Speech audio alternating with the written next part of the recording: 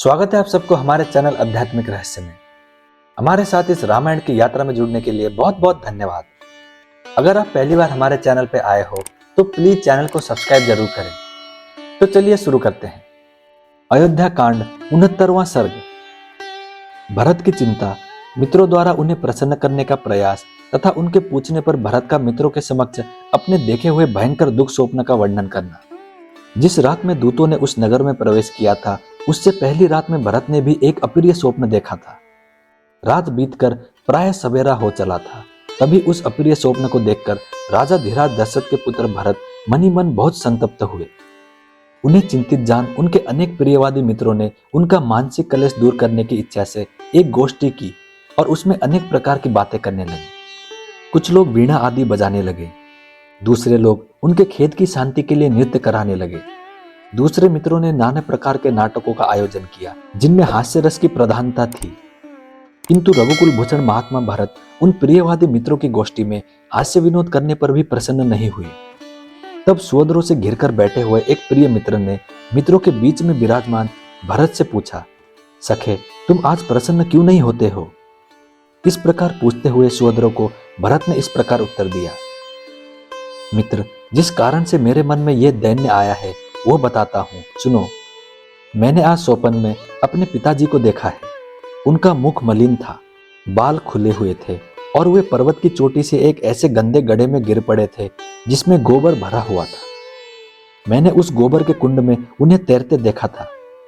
वे अंजलि में तेल लेकर पी रहे थे और बारंबार हंसते हुए से प्रतीत होते थे।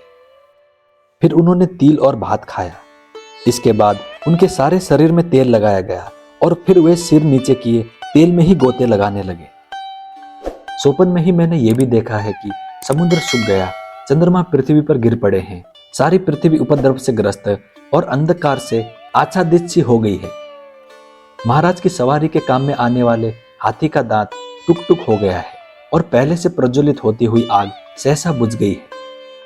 मैंने यह भी देखा है कि पृथ्वी फट गई है, नाना प्रकार के वृक्ष सूख गए हैं तथा पर्वत ढह गए हैं और उनसे धुआं निकल रहा है।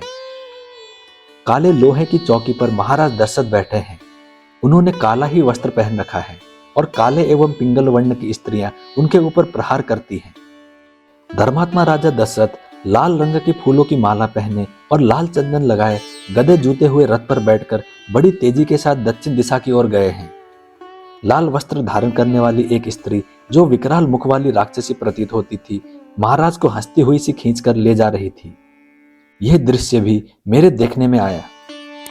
इस प्रकार इस भयंकर रात्रि के समय मैंने यह स्वप्न देखा है। इसका फल यह होगा कि मैं, श्री राम, राजा दशरथ अथवा लक्ष्मण, इनमें से किसी एक की अवश्य मृत्यु होगी। जो मनुष्य स्वप्न में गदे जोते हुए रथ से यात्रा करता दिखाई देता है, उसकी चिता का धुआं शीघ्र ही देखने में आता है।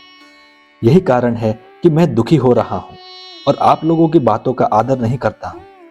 मेरा गला सूख सा जा रहा है और मन अस्वस्थ सा हो चला है। मैं भय का कोई कारण नहीं देखता तो भी भय को प्राप्त हो रहा हूं। मेरा स्वर बदल गया है तथा मेरी कांति भी फीकी पड़ गई है।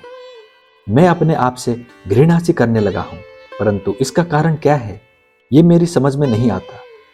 जिनके विषय में मैंने पहले कभी सोचा तक नहीं था, ऐसे अनेक प्रकार के दुस्वप्नों को देखकर तथा महाराज का दर्शन इस रूप में क्यों हुआ जिसकी मेरे मन में कोई कल्पना नहीं थी, यह सोचकर मेरे हृदय से महान भय दूर नहीं हो रहा है। इस प्रकार श्री वाल्मीकि निर्मित आर्ष रामायण आदि काव्य के अयोध्या कांड में 69वां सर्ग पूरा हुआ। मैं उम्मीद करता हूँ श्री राम जी आपकी सारी मनोकामनाएं पूरी करें। जय श्री राम, जय हनुमान। अब मिलते हैं अगले वीडियो में।